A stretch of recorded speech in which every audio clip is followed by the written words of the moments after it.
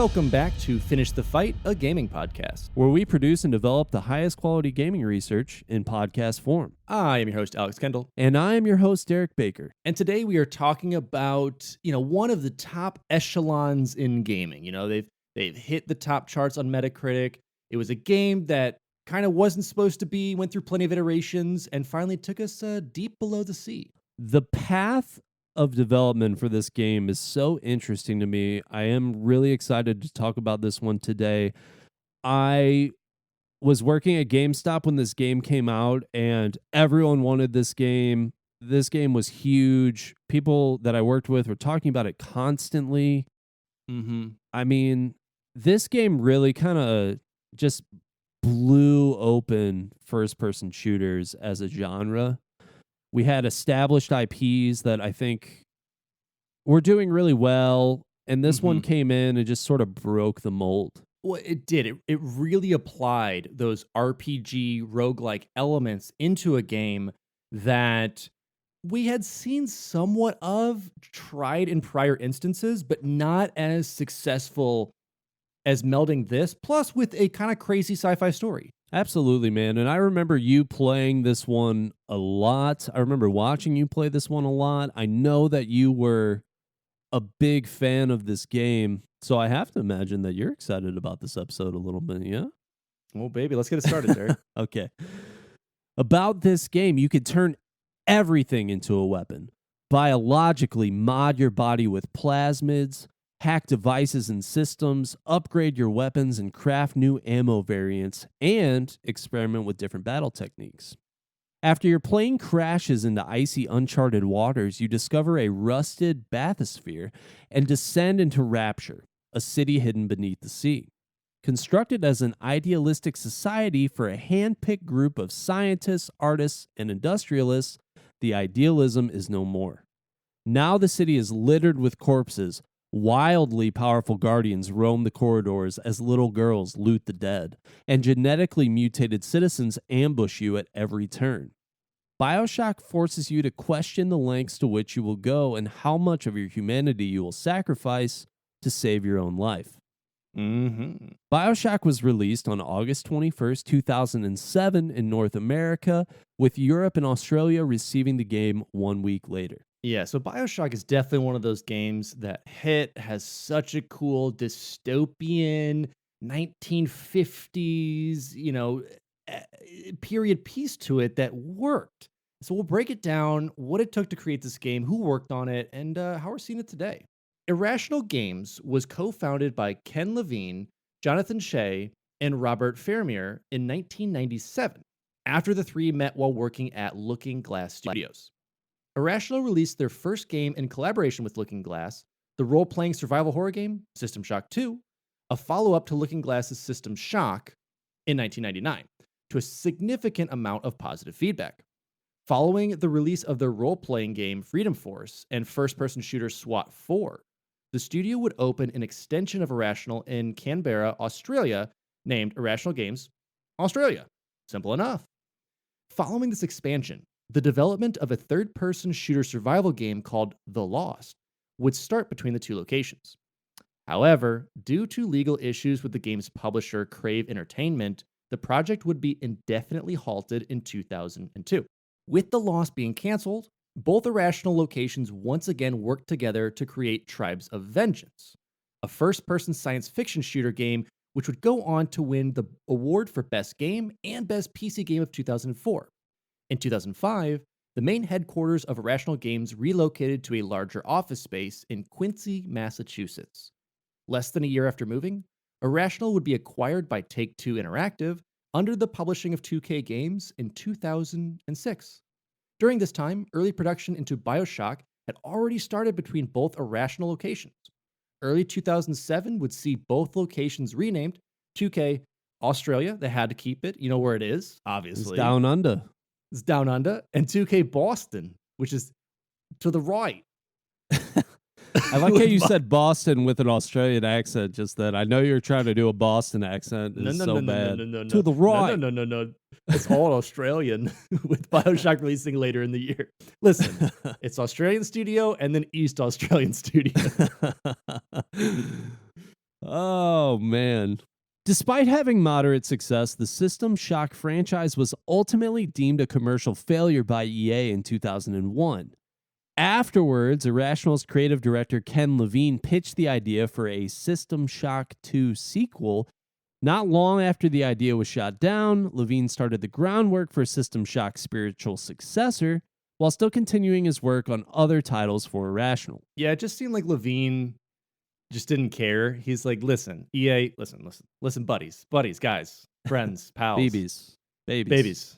I know you're saying it's a success. Oh, you mean failure? Oh, no. You're saying it's a success. So here comes System Shock 3, maybe. And like, no, dude, what are you doing? We do not want this. Yeah. No, yeah, it's a failure. Well, how about the next one? It's going to be awesome. Pretty much. I had to do a double take a little bit when I read that, but yeah. Yeah, them's the facts. During early conceptualization, Levine was not concerned with the game's story, thinking other components of a game were more crucial for its success. This was ironic considering he worked as a screenwriter prior to being involved in the video game industry. After some pushback, Levine was convinced by his colleagues to change his mind and focus on the game's story first. Levine's initial idea involved a utopian space station that had since turned into a nightmarish hell plagued with genetically mutated jellymen and eelmen. Levine stated in a developer's log, I wish I could say I had my ducks in a row earlier than I do, but I don't.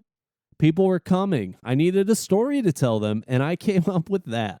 The first internally funded demo of the game with this space station story was created for the original Xbox in 2002 using the Unreal 2 engine. Hashtag release the Jellyman Eelman cut. I need that in my life. I'm sort of just imagining the Flood from Halo, but like the little like pod guys, those it's a are the mixture Jellymen. Of that and the Jelly Arm guys from Gotcha Force. So during this time, Irrational struggled with trying to dial down on a specific art style due to some disconnect between the art and design teams. The team working on the game was already very small, so they all needed to work together seamlessly. To help bridge the gap between the two groups, Levine traveled with his wife to Times Square and took photographs of the buildings and architecture in the city. Ultimately, all their ideas would fall flat, leading to much of the game's art and story being scrapped by the start of 2003. Levine's next idea for the game's direction involved a man being hired by a US senator to wipe the mind of his target on a cult island, which Levine described as, quote, a terrifying nexus between religious fantasticism and unbound science. So, yeah, he's getting pretty deep with some of these. And to be honest, it's not that far off from ultimately what Bioshock became. Yeah, it starts off, in that fantasticism, and the idea of it, of the kind of this, not necessarily even religious fervor, but kind of cult fervor, drug fervor. But yes, it's starting to get the building blocks rolling. Lead animator Sean Robertson described the monsters in this version as similar to Scooby-Doo, something that would be tough to pull off in a real-world setting. Levine suggested the game take place in a closed-off area from the rest of the world, so that they did not have to deal with circumstances that could not fit well within a realistic setting, i.e., bottom of the ocean. By securing a spot closed away from the rest of society, more liberties could be taken by the development team. However, inner conflict would once again lead to most of the game being thrown away. If it weren't for Jack and the rest of those little girls, would have gotten away with it. The third version of the game was probably going to be the team's last chance, with it taking place within an underwater cult in a post-World War II Nazi base. This setting would very much resemble Rapture with its decrepit and rotting buildings and atmosphere. The main character would have been experimented on and transformed, pulling different elements from the sea and growing a crustacean's shell over his body. Still, despite releasing several demos and even showcasing a 212-page design document to publishers, no one was interested in the game. Irrational finally had to put the game on the back burner and work on something else. Throughout the studio's development of SWAT 4 between 2004 and 2005, several teams still worked on the would-be Bioshock game on the side. Only after the release of SWAT 4 on April 5th, 2005, would Irrational once again come back to Bioshock to work on the project. At this point, the game had officially been titled, but Levine was not thrilled with the idea of working on Bioshock full-time with a larger team. The rest of the developers' enthusiasm, however, convinced him otherwise. Because Irrational wanted to work on the game full-time, they had to use money made from previous games to fund what they could. If Bioshock was a flop, the company would be losing a lot of money and possibly shutting their doors. So yeah, this is coming down to the make or break it. SWAT 4 had come out, and I believe SWAT 4 did as good as the SWAT games did, as kind of like an off-brand shooter in a way. That sounds bad, but it is kind of what it is. Sure. None of us were really growing up ecstatic about the SWAT 4 SWAT series. Yeah, I wasn't waiting for my 4-letter games. So the studio was able to look at they were not able to accomplish with System Shock 2 storytelling and SWAT's shooting mechanics and improve upon them in Bioshock. A key point Levine wanted to emphasize to the development team was that he was sick of the shooters on the market. As a huge FPS fan himself, Levine wanted to see something different fall into the hands of players that had not been seen before. This would lead to one final large-scale scrapping of the game and the incorporation of the underwater hidden utopia setting with a lot of inspiration coming from real-world sources. Andrew Ryan's ethics and fear of the post-World War II US and Russia finding the city of Rapture was based on the early life of Ayn Rand, a Russian-American author and philosopher who believed in rational and ethical egoism, or kind of, dealing within oneself and one's kind of look and view upon the world internally, externally. Basically, just acting in your own self-interest. Mm-hmm. When it came to the storyline, Irrational looked to the first-person survival horror game Condemned Criminal Origins, shout out, sidebar, and FPS Half-Life 2, sidebar 2, double shout out, for ideas. Levine did not want the story to be overwhelming, leading to the suggestion of leaving a majority of the story for the player to find through the audio diaries. This way, the story could still hold a sense of discovery, as well as an air of mystery. Ooh. Despite looking into the horror genre and an all-time classic in Half-Life 2, Irrational's heaviest influence would come from the Capcom 2005 release, Resident Evil 4, a third-person survival horror game. Irrational loved that RE4 gave the player an interactive environment that they could implement against enemy combatants. This would lead to the Irrational's developers incorporating many environmental features, such as water and oil on the ground, which the player could use during enemy encounters to electrocute or engulf them in flames. This became such a large part of the game that an entire team was assembled just for player environment interaction. Resident Evil 4 also gave Irrational ideas on how to switch up enemy encounters, as well as what types of enemies the player would be fighting. During early playtests, most players ignored the first time they saw Big Daddy, which was battling a splicer in the background of a cutscene. And so to fix this, lead level designer Bill Gardner suggested using more lighting and sound placements and cues, similar to that of RE4.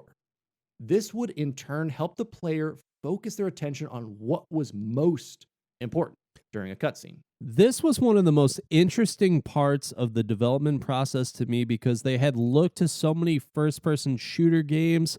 They had been developing first-person shooter games, and now one of the most significant parts of the gameplay actually comes from a third-person shooter. And having those environments, having that be a point of emphasis for them, I think, was such a great idea. Yeah, maybe they stole it a little bit, but to take that and implement it in Bioshock obviously had a huge impact on the gameplay. And it worked. I mean, we're seeing even in games today, all those biohazards around, water for like electric sparks, oil to be lit on fire, or just any of those other things that have incorporated from these early aughts games. It worked really well. Now, I will say the best game, and maybe I will include this in the episode, maybe I won't, but the best first interactive environment, Rampage World Tour. Hey, fall into that right acid, you transform into the purple flying gargoyle. I mean, more games need that, if you ask me. But yeah, basically Big Daddy's based off of Purple Flying Gargoyle, in my opinion. In 2006, after 2 years of development, Irrational would officially announce Bioshock to the public. Despite knowledge in the gaming industry that this was the long-awaited spiritual successor to the System Shock franchise, Irrational was still having trouble finding funding for the game. As a marketing ploy, Irrational publicly stated that no one wanted to fund it. Levine's personal development log stated, "We sold a story to the press, essentially that we were having trouble selling the game to a publisher. That story got so much traffic that the next day, Bioshock was the best idea in the world for everybody." Not long after, Irrational would take a buyout offer from 2K Studios. This would prompt Irrational to merge with Take-Two Interactive, where the Bioshock team would grow to nearly 60 members. By this time, most of the assets from previous plot ideas had been taken out, and the development team needed to start creating final characters, story arcs, weapons, and more. As the budget increased, so did the pressure inside the studio to deliver something that would change the first-person shooter genre. I mean, this is now they're finally getting that ball rolling. After all those years of scrapping ideas, trying to figure out even what they were doing, now they're like, ooh, okay, the big dogs are here. We got what we want. Now we actually have to start fleshing this out and really just building it. And it's good, too, that he finally decided, hey, I need to let some more people in, because without all these extra development people, who knows if Bioshock ever actually gets made. Yeah, or if it takes another 3-4 years and it kind of falls by the wayside again. It's good that it went the way that it did, and it still continues. But unfortunately, things changed by the end of January 2007, and there was not a lot of hope left for Bioshock. Most developers believed the game was going to be successful, but playtests, they proved otherwise. Testers consistently left negative feedback. They felt it was too dark. They did not trust that friendly companion Atlas, and one player did not even know the game took place underwater. I don't know that that's really on the Bioshock developers. I think that might just be a bad tester. But yeah, but again, you don't know when they started, so it might not have started a plane That's crash. true. It might have been That's under, true. and they just thought there was a lot of fish tanks around, and it was very wet. Could have been. Could have been. So, the head of Bioshock's focus group would even approach the development team at one point and tell them, "You're screwed. Like, I don't know what to do." But with the game near completion, developers had to double down on their efforts to change the lighting, add quest arrows, and create more underwater cinema to the opening cutscene. To further improve the game, a team was assembled consisting of one designer, animator, modeler, programmer, effects specialist, and audio designer. This group would meet and examine one weapon found within the game each day. Every team member would work on how to improve said weapon and would review the progress during the following day's meeting. This would eventually lead to small teams being formed for other aspects of the game as well, which in my opinion, I think out of everything we've talked about so far in this development cycle, this is what saved it. This is the thing that makes the most sense to me, just being really efficient, sitting down, having a clear goal in mind, small focus groups, and taking that mentality and applying it to the other aspects of the game, and especially like utilizing the amount of staff that came on after the 2K acquisition. Perfect use of their time. And I 100% agree with you. I have to believe that that's what saved this game. I mean, yeah, if you think of it as like bringing all your generals in the room, from every bit of every different force and being like, all right, is this doing good here? Is this doing good here? How's the Navy? How's the Army? So if think of it that way, each one has their specialty. And instead of just having, the game's designer being like, yeah, the sound sounds good, the lighting's okay, it goes pew pew, we're good with that. Everyone had their assigned role.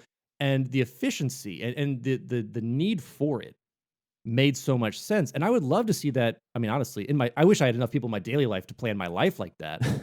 Alex, here's what you did wrong yesterday. Well, here's the thing too, right? So in your business as a photographer, sometimes because you notice things as a photographer that maybe a lay person doesn't notice, you could get someone who has a specialty in another area to look at your photos and say, hey, I get what you're saying, but to me, this thing is standing out. And so to be able to have people that are knowledgeable in the gaming industry, but also have different specializations, only good things can come from that.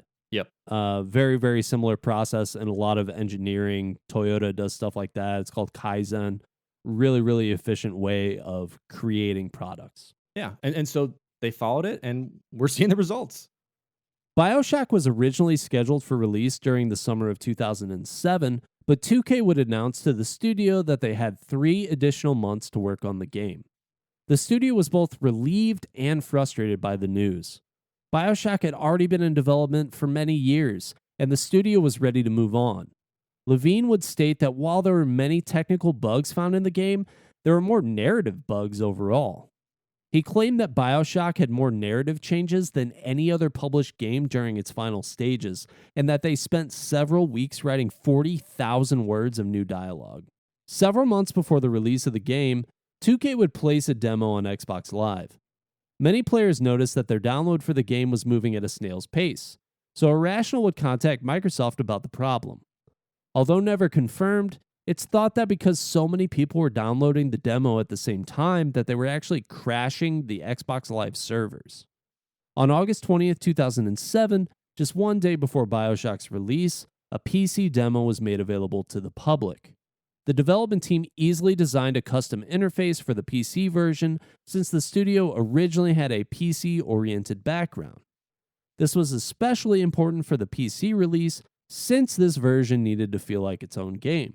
This version of Bioshock was released alongside the Xbox version on August 21st, 2007. Not long after Bioshock's release, the PC version of the game was accused of sporting a rootkit, a way for third parties to gain access to one's computer, basically a backdoor. The accusation was sparked through a misunderstanding about Secure ROM's registry setting being used for the Bioshock PC download. Spreading like a wildfire, the public support of the game negatively flipped almost overnight. And despite Secure ROM's real purpose being used to prevent copyright infringement and, obviously theft of the game, Secure ROM was removed from the PC version of Bioshock 10 months after the release to ease the public's mind. It's a compromise, that I think had to be made. It's kind of like, all right, we've made the sales. We need to keep making the sales. It sucks we have to remove this, but it eases their mind that it's not, Norton pinging that this is a backdoor. It's actually just part of how this software is written. And it's, unfortunately written very similar to how some other virus programs or backdoor programs or rootkits are built. This was right around the time where I think we were having peak controversies with, websites like the Pirate Bay. Yeah, Pirate Bay, LimeWire, all that stuff. Pirate that was Bay, like exactly. torrenting. So all these things were getting shut down, and so it was a very sensitive topic at the time.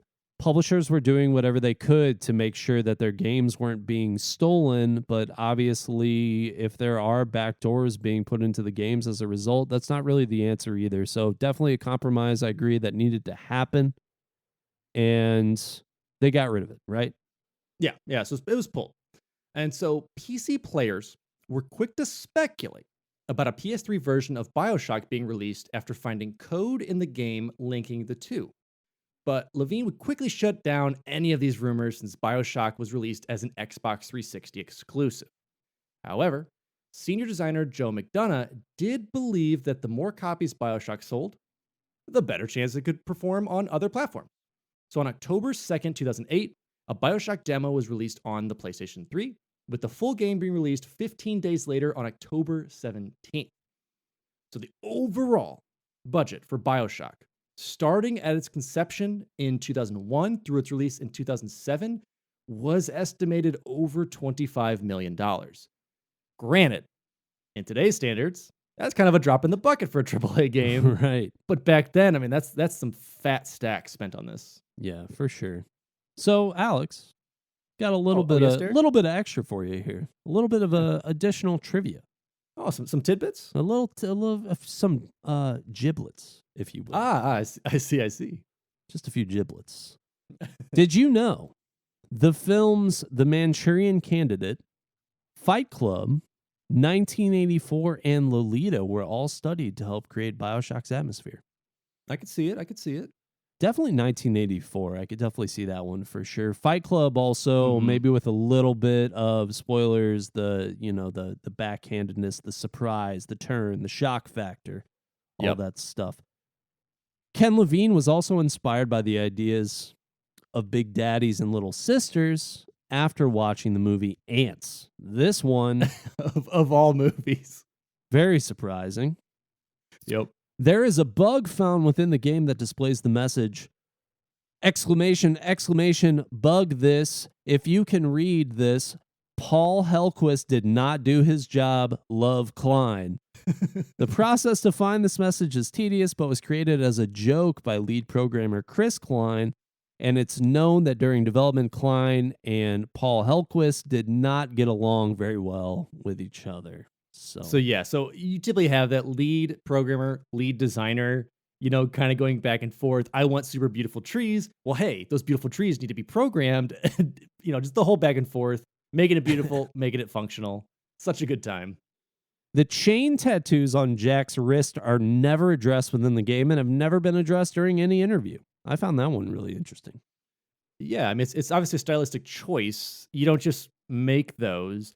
And granted, kind of in Bioshock Infinite, you get an idea of like breaking free of the cage, kind of. So it could be kind of attributed to that later down in the lore. But yeah, nothing as far as the OG. If I had to speculate, it has something to do with a particular quote that we will see from Mr. Ryan later on in the story, and I will bring that up when we get to that. Levine's favorite interview story about Bioshock is when a journalist said that he would have decided to harvest the little sisters instead of saving them. After the journalist's girlfriend found out, the journalist had to sleep on the couch for 2 days. Oh, what a world. I would have harvested the little sisters. Yeah, buddy, you're sleeping on the couch. What the heck is wrong with you? You are a child murderer. The Big Daddies and Little Sisters were the most controversial objects of the game within the studio, being the #1 requested cut feature in the studio during development. Think of how different this game would have been without the Big Daddies and the Little Sisters. And we're going to talk about that too coming up, because the big dogs, the pocketbooks, they were like, "Ooh, this is a little bit too much. I don't think we should have this." And so luckily, they did stick with their guns on this one and said, no, we'll compromise on some things, but this has to stay. So most of you probably don't know this. I didn't really know this until we started researching more into it. There was a mobile recreation and port of Bioshock. Bioshock would make its way to the mobile platform not once, not twice, but 3 times under the guidance of IG Fun, Studio Tridev, and 2K China. Hiroshi Oberoi, game director for IG Fun and Studio Tridev's parent company, India Games, has stated that India Games once designed a game design document for a Bioshock mobile game. After sending it over to 2K Games for approval, India Games was promptly told to throw the game design document out and to just copy what Irrational Games did for Bioshock's other platforms. India Games was not given any additional advice on approaching the project from Irrational or 2K, only to play Bioshock and not change any of the level designs. India Games wanted to back out, but because they had already acquired the license for the game, it was too late.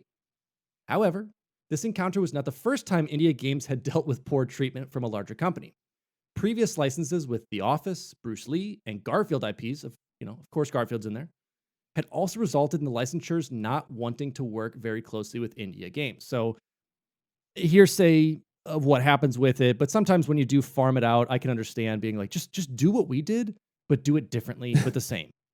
Those IPs are all over the map, doing the Office stuff, Bruce Lee, Garfield. I mean, generally you would expect a studio to have at least some semblance of a specialization, right? But the Office, Bruce Lee, exactly. You're farming it out. Not everything's going to go smoothly. And possibly, here's the thing. Possibly a crossover with The Office, Bruce Lee, and Garfield confirmed. I think we have discovered something here, a show and game no one wanted and no one asked for. I am here for the Office, Pretzel Day, Bruce Lee, Garfield episode. Let's do it. Revitalize Let's do it. IG Fun would eventually be tasked with creating a 2D version of Bioshock for mobile gameplay. Not only did this mean changing the iconic art style to make it work for their version of the game, it also meant cutting down the overall story due to size restrictions. IG Fun kept in as many aspects of the gameplay as possible, including most of the audio diaries and extra radio messages the player could receive during important parts of the game. The 3D mobile version of the game, created by Studio Tridev, also experienced some of the same difficulties as the 2D port.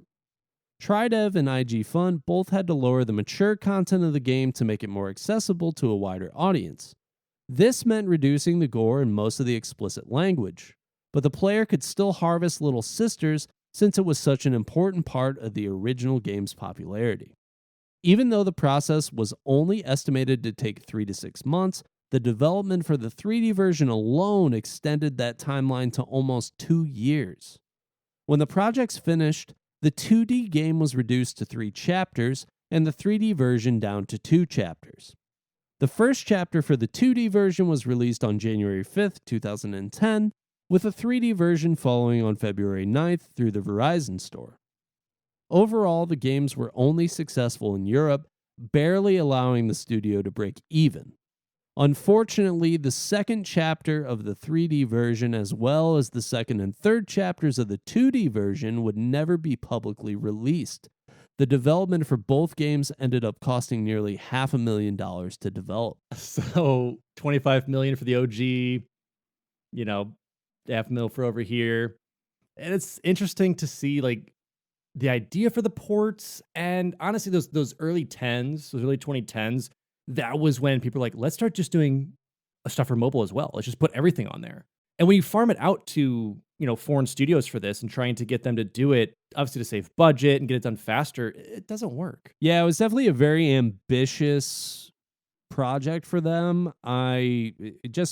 Reading this, talking about this, it was set up to fail, in my opinion. It was never going to succeed. But because mobile gaming was really in its early stages, its infancy, you could see where they wanted to give it a shot and just see what happened.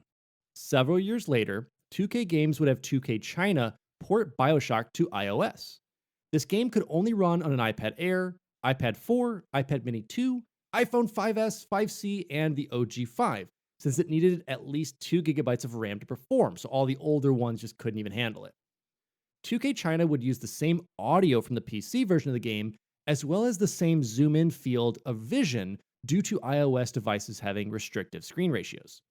The iOS version of Bioshock also supported leaderboards with a player profile that highlighted in-game stats. Additionally, the game came with an in-app digital art book based off the OG art from Bioshock. The iOS version of Bioshock released on August 24th, 2014 for $14.99 US with a 1.6 gigabyte download size. In June of 2015, the mobile game was unexpectedly pulled from the iOS App Store, with 2K stating that it would return later. In a shocking turn of events, 2K would update the game's App Store only 2 months later, stating that it would no longer work on devices with iOS 8.4 or higher, so you had to have that middle ground device. In January of 2017, 2K officially announced that they were no longer putting any further support into the iOS game or any other mobile version of Bioshock. So it had its run for a minute, and they just it's not worth putting time and effort into this. Yeah, there's definitely a lot of games. I don't know if you've ever looked through your app graveyard of stuff that maybe you downloaded early on into your iPhone life, but there are so many things that I remember downloading that now all they do is say the developer needs to issue some sort of update for it to work with this system. So Bioshock's definitely not alone in that. Yeah, if you spent $15 to buy Bioshock on your phone, you're probably bummed, but there's also probably other ways to play this game. Yeah, so if you're obviously looking for the OG ways to play it, again, though, it is fun. I would love to figure out, we are getting it. We're getting xCloud and some other stuff. Ooh. So, that's might be a reality. Back to the phone. Who knows? Sorry, you're going to have to catch me after I'm done with Viva Pinata, sir. Oh, yes. Throughout the development of Bioshock, 2K Games would see the potential of the game becoming a blockbuster success. Previous titles by Irrational Games sold around 200,000 to 350,000 copies each, but 2K wanted Bioshock to sell upwards of 1 to 2 million copies, and knew the game needed strong marketing to push sales. 2K's director of marketing, Tom Bass, would come up with 5 basic rules of marketing to help skyrocket hype for the game. Number 1, build a community. Number 2, everything in the marketing strategy should be unique. Number 3, never stray away from AAA positioning. An example of this was 2K declining to be featured by magazines or news writers that were deemed too small or unprofessional. Number 4, have an open door to fans with the developer and publisher. This meant that anything that was not big enough for a press interview would be released on developer or publisher websites for mass community viewing. And number 5, don't screw up. Honestly, a great way. If anyone's listening, get your notepads out, rewind this a little bit, just go steal those. It's actually pretty good for like anything you want to release to public, whether it's art, a game, music. You can kind of apply those in your own way and have a pretty cool marketing strategy, especially number 5. There's definitely a reason that Tom Bass was the director of marketing for 2K. I mean, this is a very solid plan that, like you said, could be applied to a lot of different things. So we also have, obviously, some of our demos and some of the ideas that were added to that were kind of unique and brought Bioshock to it. On August 12th, 2007, Spike TV released a trailer that announced the Xbox Marketplace hosting the Bioshock demo for a limited time. Is that the last time we ever had a commercial for an announcement that a demo was being released? I don't even know that I remember this one, so I'm assuming, yeah, that was probably the last time. The last time they tried. We also had download tokens. To further bring Bioshock to the gaming community, 2K would create Bioshock themes and profile pictures for players' Xbox accounts. These were available to download on Xbox Live, but were not purchasable. The only way to obtain these cosmetics was through a download code found on the Bioshock website, referred to as download tokens. There was also a limited edition cover art contest. Because of the high cost of the game's marketing, 2K decided that Bioshock shouldn't produce a limited edition of the game. The Bioshock community petitioned for one anyway, which led to a cover art design contest being held. Artist Adam Meyer won the art contest, creating the iconic logo for Bioshock that was used in subsequent titles as well. There was also a launch event. 2K held a large launch event for the game at the Felt nightclub in Boston, Massachusetts.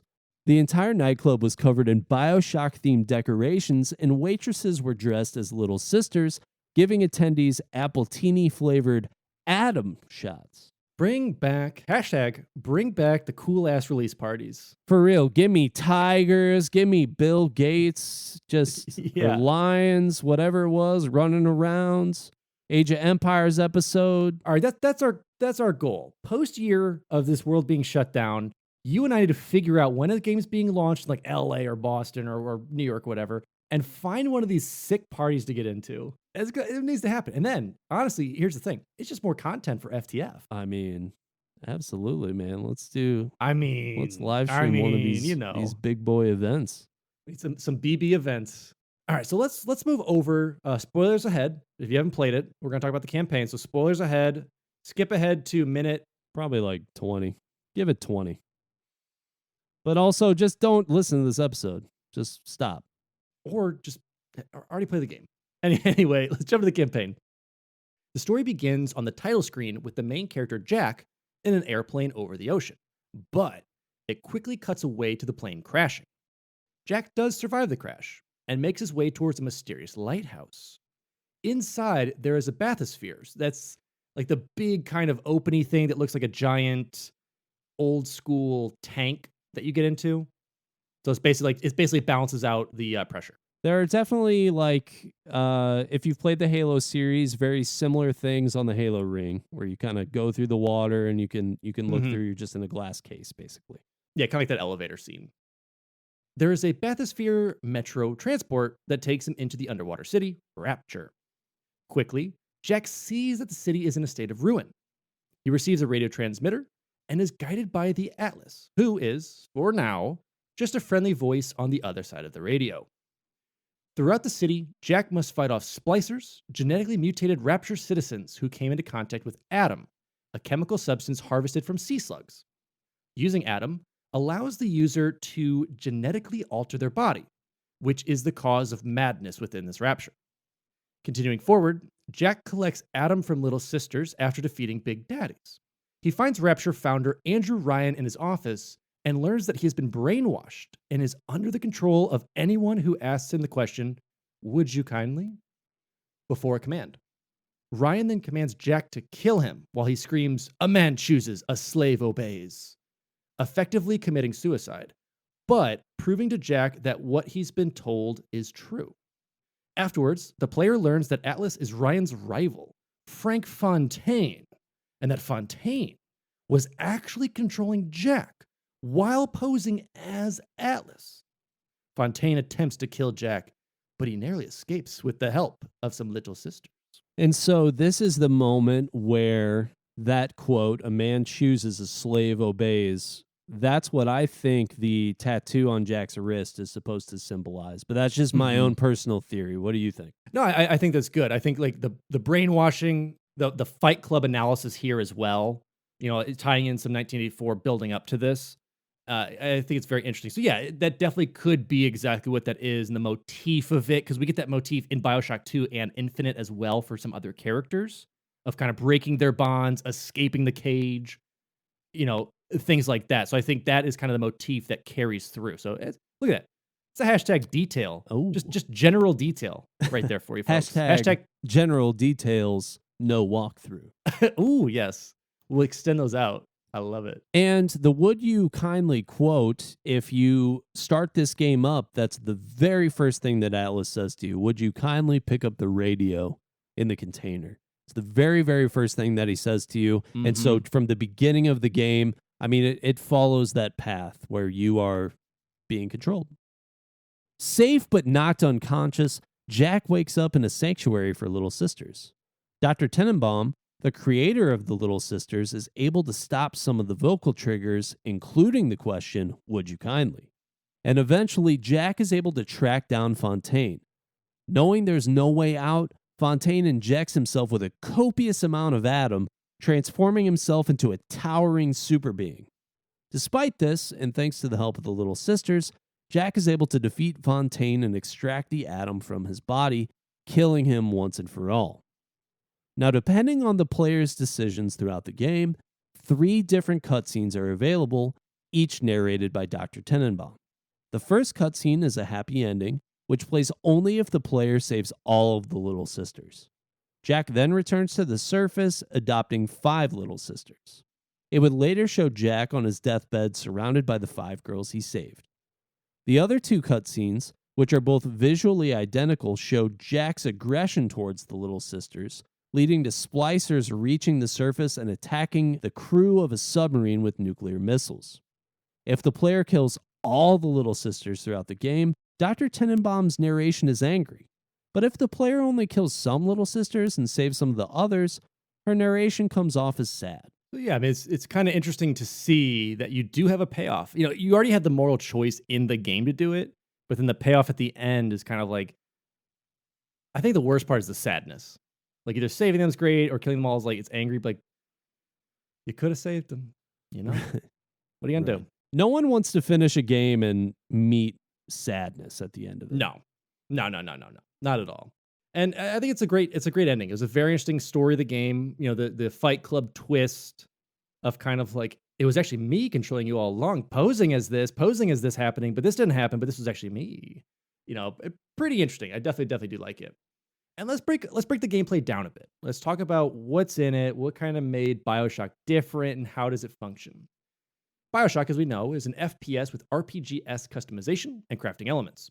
Players progress through the various sections of the game's settings, Rapture, in a Metroidvania, or kind of, you go one way, it changes, you backtrack a bunch, and the environment changes around you. Akin to survival horror games. Bioshock expands beyond traditional FPS games, providing the player with choices on how to complete objectives. Stealth is viable, as enemies have vision ranges, blind spots, and awareness. The player can hack safes, vending machines, automated security, and other mechanical or electronic devices. All ranged weapons can be loaded with up to 3 different kinds of ammo that provide an advantage over some enemies, while becoming a disadvantage when faced with others. So these ammo types come in many forms, specifically anti-personnel, armor-piercing, electric, incendiary, and trap.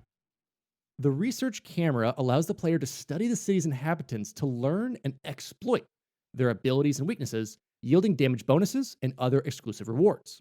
So you can do that with the machinery and the splicers and stuff. Sometimes it gives you monetary rewards for doing it, or like you see, like, ooh, they have a health drop on them if I kill them, and it boosts it up and it gives you a reason to like plan out your. That's what I would do. I wasn't really a run and gun. I was like a plan out my session, see where the big baddies are, see where the turrets are, and plan it that way. I would never plan, just run through, inject myself with some Atom, let's go. Balls to the wall. Oh, I have to. Additionally, certain machines allow players to combine various items and components found around Rapture to craft custom ammunition, traps, hacking devices, and even some gene tonics. Conventional weapons are collected and upgraded throughout the game, in addition to unconventional genetic weapons and upgrades. Plasmids are active offensive and defensive tools, while gene tonics function as passive bonuses to combat capabilities, stealth, movement, and interactions with machines.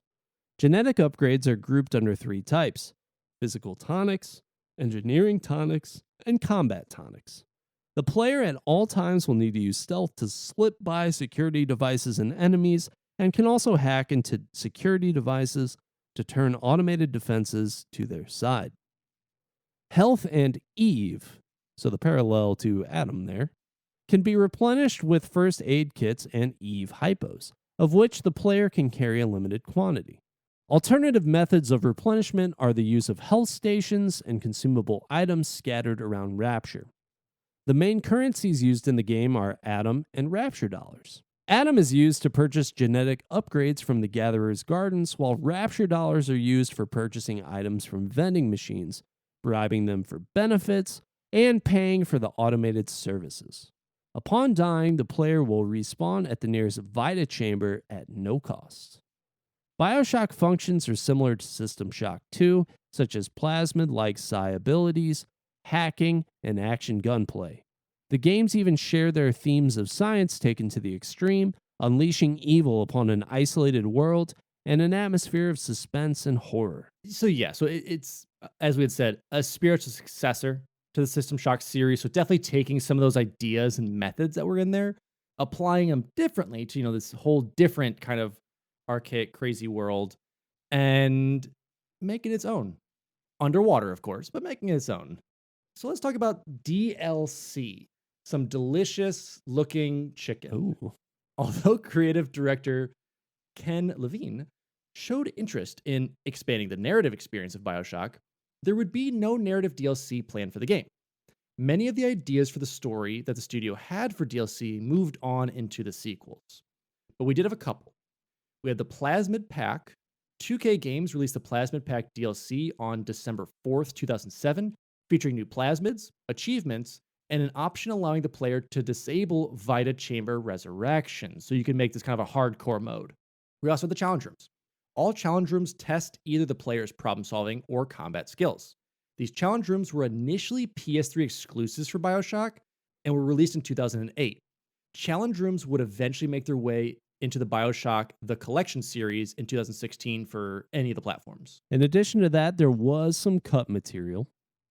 Atlas originally had a southern accent. Around January 2007, the character was recast due to testers responding negatively to his voice, comparing it to Colonel Sanders. Speaking of that delicious-looking chicken. See some delicious-looking chicken. Atlas's dialogue was also rewritten and recorded about 5 months before the game shipped. It's crazy. Little Sisters were originally slugs called Gatherers. Irrational Games wanted to get the players more emotionally attached to the characters in the game, so they ended up changing the slugs to little girls.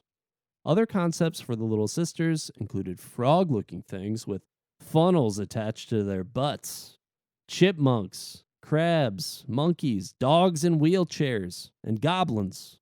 It took the studio a long time to go from slugs to little girls, obviously, even hiring outside concept artists due to writers or creators block. What a ride. Those frog-looking funnel butts, I don't know, man. I probably would have been pretty emotionally attached to those. Either that or, in today's era, dogs in wheelchairs, I think no one would have killed those. Oh my God, could you imagine? Just a little dog, like little wiener dogs running around with like half legs, yeah. No way. No way you harvest that I was dog. You I was monsters. thinking of them in I was thinking of them in human wheelchairs. And someone had to push them around. Oh, no. Oh my god, okay, that makes so much more sense. I don't actually know. It might have been that, but It might have been, who knows? The dog's trying to wheel themselves around. Oh, what a day. So there was originally no option to save the little sisters, but it was added to present a moral dilemma for the player. Some 2K board members were furious at the idea of punishing players for doing the right thing. Others were upset over the idea of not being able to outright shoot the little sisters before their big daddy was killed, which resulted in the little sisters almost being cut from the game. Tension would rise within the studio between the two sides when it came to the idea of killing the girls, so it was settled that they would be invulnerable until the player killed the big daddy. So, you couldn't be, it's that chaotic neutral. Yeah, you don't want to be too, you don't want to save them all, but if you want to kill them, you got to wait a little bit. yeah, sorry, I really want to kill this child right now. Can I do it? Pretty much. The little sisters originally were not going to be accompanied by big daddies, but after the hunting the big daddy demo of the game, Irrational would see that defeating a big daddy was key to the player's growth within the game, and it makes sense because you saw it around for a while and it seemed like this just giant defensible Goliath that you wouldn't be able to defeat. So like that gives you that like leap forward, like, okay, I am powerful now. I can do this. In addition to those things, there was also Little Brothers content that was cut as well. Not a lot of details on that, but there were going to be girls and boys. Big daddies were originally in wheelchairs. So you had some big daddy wheelchair guys along with their little wheelchair dogs. We just wheeling around Rapture. You had the slow pro big daddy. This big daddy was slow and had a projectile. Slow pro. You get it? You're with me? And that projectile was on his shoulder. There were spider babies. I don't know what that means, but I am imagining that little monster from Toy Story that lived under Sid's bed. Yeah. That's terrifying. You know exactly what I'm talking about, right? Oh, yeah. Okay. If you don't, Google that. Savants, these were boss-type enemies that were heads in jars that controlled different areas of the city. That actually would have been really cool. Aggressors, before splicers, the aggressors acted as the main antagonist in the game. These were people who mutated their bodies to better use themselves as weapons. Exploding cats that replaced grenades were cut. I don't know about you. I wouldn't have wanted to throw a bunch of meatballs around. I'm good on that. Plasmids would eventually physically alter the character's appearance after you use them so frequently. Kind of glad it didn't. I kind of like just see my character as is instead of having like a gross mutated Jack. Although it would have been, I think, interesting to have that be sort of the trade-off, like to give you a reason to say, hey, maybe I don't. Like maybe it makes you slower. Maybe it's like there's a risk that you can't control yourself at times or something like that. I don't know. That'd actually be pretty cool. Splicers could kill little sisters. Navbots were robots that would have guided the player if they ever became lost. There was also a multiplayer, multiple mini games. There was a zoo, which would have been awesome. There was parasitic healing. There was a speed booster and teleportation. So kind of glad some of that got cut. I think it would have been a little too sci-fi for some of it. I'm glad it's like the right amount where it's realistic enough, but it still pushes that boundary into sci-fi and not real life. It's definitely one of those, like the zoo, for instance. I think that you've driven home the point that this is a city that has been heavily manipulated and isolated, and things are crazy here. Like, I don't need to see mutant zoo creatures or anything like that to understand what has happened in this environment. Oh, yeah, it definitely makes sense. So let's talk about, we've had this in a lot of sections now, and they're coming back, the films of games. In 2008, it was announced that a Bioshock film was in the works. Through Universal Studios, the film was to be directed by Gore Verbinski and written by John Logan, two members of the film industry that worked together within the Pirates of the Caribbean franchise and also Sweeney Todd. At one point, Prison Break's Wentworth Miller teased his involvement within the movie. Strauss Zelnick, a chairman of Take-Two Interactive's video game holding company, made it clear that the Bioshock movie would need to be made without a producer to ensure the film's completion. So they just wanted to roll with it. This was mostly because the game's unique underwater theme and attractive story made the project appear as a quote vein of gold. So they just needed to not have a production company on it, just go. However, only 8 weeks before the filming of the movie was scheduled to begin, the project fell flat. Verbinski ultimately boiled the failure down to the price tag and the R-rated content. Production companies did not want to take the risk on a film with a $200 million budget that was also rated R. While Verbinski could have made the Bioshock movie PG-13, he did not believe that a lower rating would be rightfully faithful to Bioshock and what's going on in the game. And I agree. I agree with that as well. I think that is the biggest barrier to making video game franchises successful, other than fitting in just a massive amount of content in such a small period. So even though the movie hasn't been made yet, I definitely support the decision. And luckily, we did see the success of Deadpool being the first kind of major R-rated nerd stuff that performed so well. Also, Logan, seeing those come out, I think Logan's so good. Oh, it's so good. And I hope that opens the floodgates for a lot of this stuff. I mean, we are seeing it. We're seeing the Halo show, Uncharted. We're seeing these that are going to get a little more adult in their nature, and rightly so. I mean, to showcase what they're trying to portray. Bioshock creative director Ken Levine has since stated the reason he shut down the project was because of the DC Comics film Watchmen underperforming in 2009. While the 2K studio could have reduced the budget, Verbinski did not like the sound of a lower budget film, and so Levine saw it best to pull the plug. In 2013, during an AMA on Reddit, Levine stated that he was considering writing a screenplay for a possible Bioshock movie. Courtney Draper, a voice actress in Bioshock Infinite, had expressed interest in playing a character in the movie and stated during the AMA, "It's something I've been talking to Ken about too, because I'm excited for it. I'd be really excited to see that come to life on the big screen." Shortly after this, Sony would acquire the web domains to bioshock-movie.com, bioshock-movie.net, and bio-shock.net. However, nothing new has been heard on the subject since the purchases. I'm going to be honest, with the technology and what we have rolling today, I'm open for this. Even though, I'm a medium level Bioshock fan, I'll say that. I'm a medium level. I'd love this. I would absolutely watch this. I want to see cool movies from video games exist, but they just, as I've said in the past, they just make me nervous. I do think this one has a lot of potential just as a period piece. I really enjoy period piece films.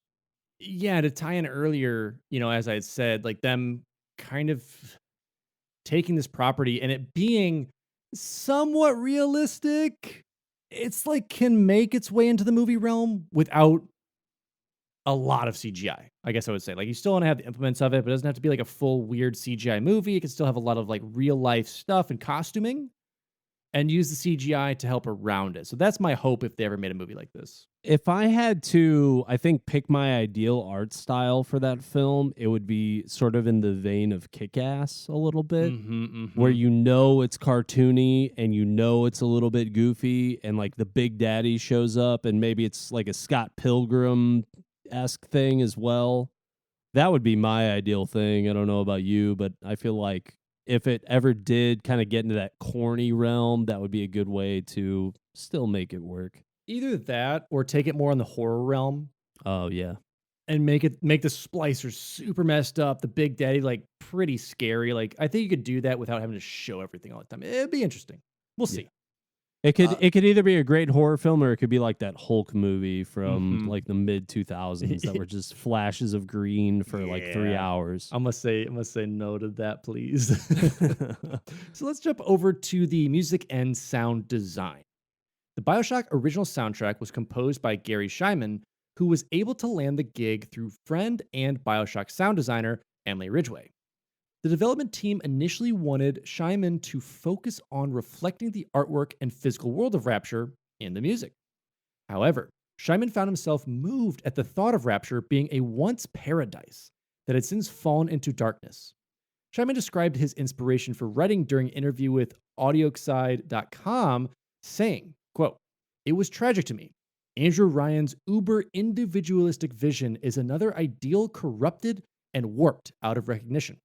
Fleeing fascism, communism, and theocracy, Rapture was simply free to create its own nightmare. So I like that description of it. Like it made a utopia, but in that utopian society, it just started to crumble. And it did a great job, I think, of capturing fears of America from that time period. And just to show, hey, what if things had gone in the other direction? What if all those fears had been realized? We thought we had found the perfect escape, and in reality, it totally crumbled. So I agree. Fantastic description. Absolutely. So Levine allowed Heimann to experiment with the music, allowing his initial musical concepts to be less than ideal sounding for a game soundtrack in the mid 2000s. However, Ridgway and Heimann wanted to try and reflect the game's crumbling world through grand classical orchestration, incorporating popular jazz music from the 1930s through the 60s, and using dissonant avant-garde experimental music from the mid 20th century as inspiration.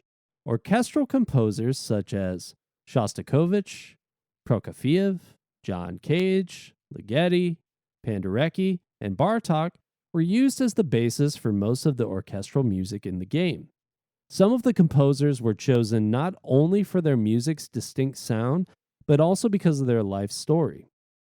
Shostakovich and Prokofiev were both Soviet Russians that lived through the chaos of their country crumbling during the first half of the 20th century, while Bartok lived through the entire collapse of the Austro-Hungarian Empire. These composers' music reflected the weird, experimental, dark, and chaotic nature of the crumbling world around them, something that was almost identically happening within Rapture. Ridgway would use her own personal record collection of Django Reinhardt, Bing Crosby, and Noel Coward's music as the basis for the jazz sound. During an interview with GameTrailers.com, Ridgway explained, "The songs themselves, there's a really interesting juxtaposition of a happy, quirky, musical razzle-dazzle number, and then they'd be singing about how the world is ending. It was supposed to mirror optimism and decay at the same time, those two things sort of coexisting with each other." Some tracks used in the game were public domain at the time, which allowed the audio team to record through analog recorders and mix the music in a way to make it sound like it was coming straight from vinyl. They used several different microphones and vintage recording devices to truly give the music an old-timey sound. Voiceovers were added to many of these machines in post-production, with Levine even lending his voice for the Circus of Values machines found in the game. In a technique called musique concrète. This musique concrète was mixed with ambience and atmospheric backgrounds to create uniquely disturbing sounds. For the orchestral side of the soundtrack, Heimann's music was recorded live by the LA Philharmonic, with Heimann even purposely leaving in some mistakes made during recording sessions to further bring out the flawed aspect of the game. Heck yeah, Heimann! That's one of my favorite things in music. I was so excited when I found this out. People who over-process music and want everything to be perfectly aligned and perfectly in time, I think are missing just the life of music sometimes. And I'm going way off track here, but his flawed logic fits perfectly in Bioshock. I think that it is a great decision for not only this game, but all pieces of music. Absolutely. So the Bioshock official soundtrack, aka the sad times for Alex we're learning about, would be released in several parts, starting with the orchestral soundtrack on August 24th, 2007. This version contained 12 tracks for a total length of 21 minutes and 47 seconds, with several tracks being available for free download on Heimann's website following the game's release. The second version, The Sounds of Rapture, was released in Germany on the same day as the orchestral soundtrack, but contains game lines and speeches included within the game. This version contains 23 tracks for a total of 23 minutes and 4 seconds. The last version to be released was I Am Rapture, Rapture Is Me, included as a vinyl record with the release of Bioshock 2 Special Edition on February 9th, 2010, containing 24 orchestral tracks with a total length of 38 minutes and 8 seconds. And hashtag I do not own that. Hashtag we will get a game that I own. All right, so let's talk about the release versions. We have the standard version for the 360, the PS3, and PC, but the PlayStation version would come with a survival mode and DLC. It would also ship with updated options, one of which is turning off the Vita chambers, as we had said. We have the Mac OS X version, which was released through Feral Interactive on October 22nd, 2009. Also known as the definitive version. No, I'm just kidding. As some might say. Derek might, others not. You had the limited edition. The cover art was designed by Cult of Rapture member Adam Meyer and included a 3-track EP containing 3 remixes of popular tracks from the game by Moby and Oscar the Punk. A small Big Daddy statue, an SBD, as we call it in the industry, and a making Which of... industry are we talking about? The industry. Oh, the industry. The industry. And a making of DVD was also part of the release. The Ultimate Rapture Edition. Before the release of Bioshock Infinite, 2K would release a bundle pack of the first and second Bioshock games on January 14th, 2013. We have the Platinum Hits for the 360 and the Greatest Hits for the PS3. And finally, the Bioshock The Collection. The first and second game would get remastered for the Xbox One, PS4, Mac, and PC, along with the original version of Bioshock Infinite. The remasters would come with all DLCs, original commentary from creative director Ken Levine and animation director Sean Robertson, achievement support, challenge rooms, and the level The Museum of Orphaned Concepts. Bioshock creative director Ken Levine never thought that Bioshock was going to be successful. On September 18th, 2018, Levine tweeted, "Today is the Jewish Day of Atonement, it seems, so I'm here to apologize for the Naked Atlas boss battle at the end of Bioshock." Whether Levine meant to apologize for the lewd part or what he called a terrible and abrupt ending is unknown. It can be said without a doubt that Bioshock's impact in gaming history can't be understated. Following its release, Bioshock would receive the highest ranking possible for an Xbox 360 game. It would also set the record for the quickest demo to reach 1 million downloads. Only a month after the game was available to the public, Bioshock had already sold 1.5 million units for Xbox 360 and PC, raising Take-Two Interactive stock by 10%. This solidified Bioshock's spot as the second highest rated Xbox 360 game and the third highest rated PC game in 2007. As of 2021, it is estimated that the game has sold over 4 million copies. Bioshock would go on to earn a 96 out of 100 on Metacritic, earning universal acclaim status. It would also receive dozens of awards ranging from Best Design and Best Art Design to Best Sound Design and countless Game of the Year awards. Several years later, PC World named Bioshock as one of the top 20 games that had changed gaming forever. This would be a huge surprise to most of the Irrational team as they never expected the game to reach such acclaim. In 2012, Bioshock was recognized by the Smithsonian Institute's Art of Video Games exhibition. As exciting as this was, Ken Levine did not care for the mainstream recognition. He wanted to hear the praise for the game from the fans rather than an awards ceremony. Bioshock would heavily inspire Peter Molyneux, leading to games such as Fable 2, Capcom's Resident Evil 5, and the narrative structure of Dead Space. Levine himself would state that before Bioshock, quote, "these games had never made any money beforehand."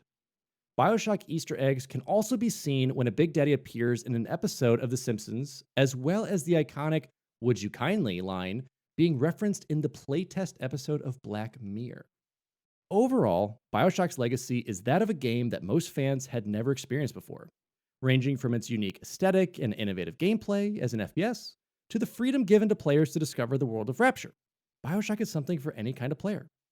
After hundreds, if not thousands of changes, the team at Irrational was able to band together and revolutionize the first-person shooter genre, as well as reinventing how to implement narrative stories in video games.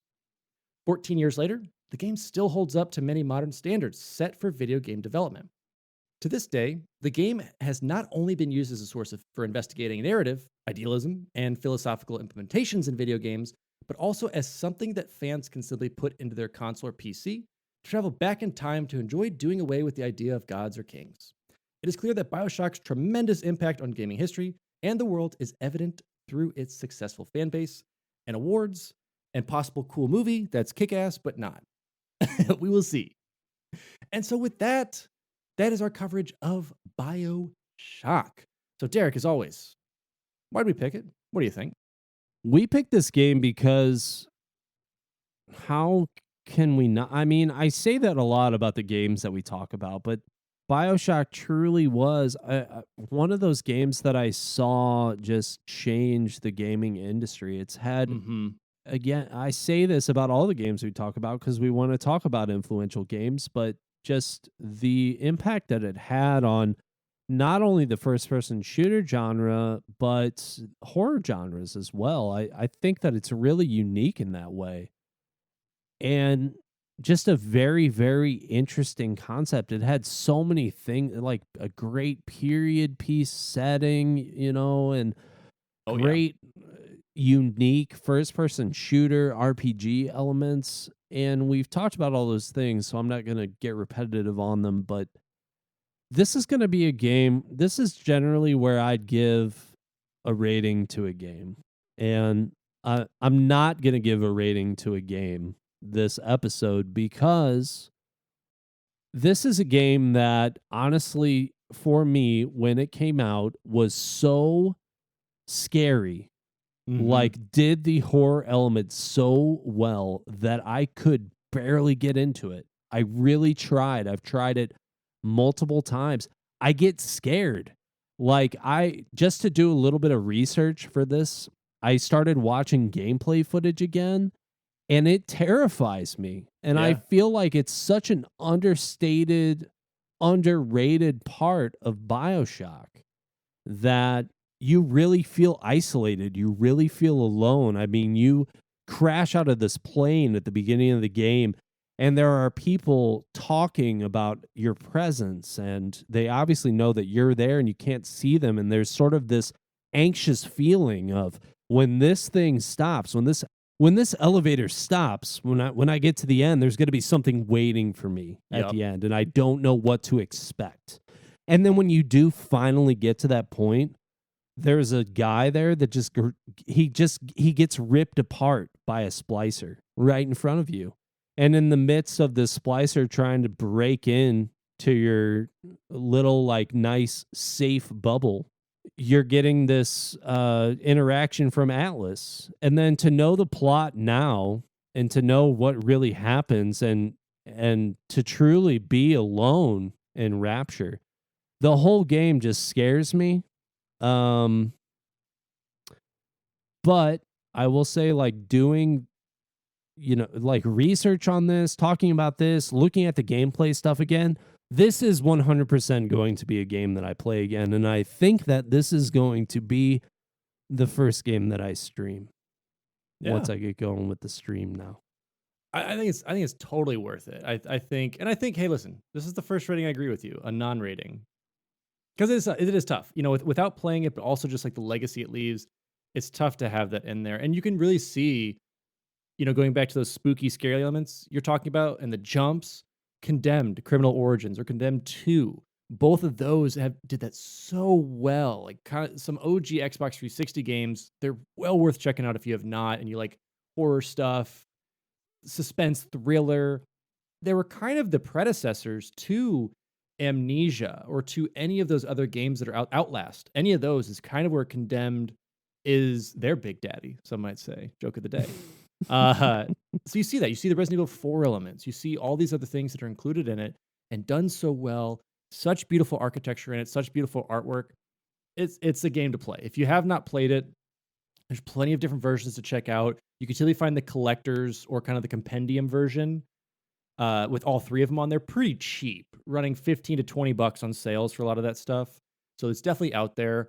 But if I had to give it a rating, I would give it me not killing any little sisters because I'm a good boy. I'm a human, and I can't be bad in games, even though I want to be. I think that's a lie. I think I watched you harvest a little sister. Multiply it by Derek's lies, and have that out there. I think that needs to be well known within the Bioshock universe. Subtract out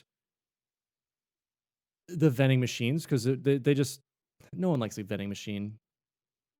That's just a stated fact. It has nothing to do with the game. Just vending machines, they steal. You're right. It's theft. It's pure theft.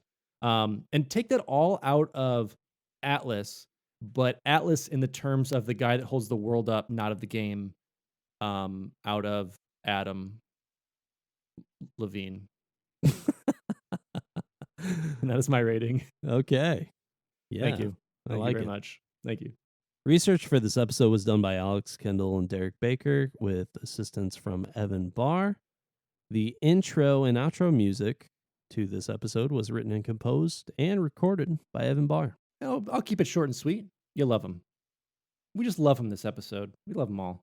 But we want to thank those who also support us monetarily and give us some cool shows that Derek and I have been brainstorming and putting together. So if you haven't, obviously, check out our Patreon, patreon.com/finishthefight. We have some new shows, some new testbed shows brewing over there, as well as merch, some new hot stuff coming soon. Check it out over there. And if you haven't already, tune into some of them. We got some post shows. I love it. And let's check out and thank those today. And let's start with Sky the Bear, Taqtix, Grant Dillon, Mr. Chofe, Cowyn Fong-Feliciano, Alex Harper, Nick Heimann, Tuna0317, Brandon Christian, Richard Scanland, McChief, Big Papa Semechki, ClimbingSpork, Mr. 1898, William Krull, Cameron Collier, and Mr. Toot. So thank you guys so much. Really appreciate it. If you haven't yet, please give us a follow on our Instagram. You can find us on Twitter as well. And join our Discord. It's free to join. Alex and I are hanging out in there all the time. We're all having fun. We're posting memes. We're talking games. We'd love to see you there. Absolutely. And as always, you're going to catch Derek soon, but you can catch me right now over at twitch.tv/Sourman70. That's SOURMAN70. We're doing some gameplay stuff, some photo stuff, some editing stuff, fun things like that.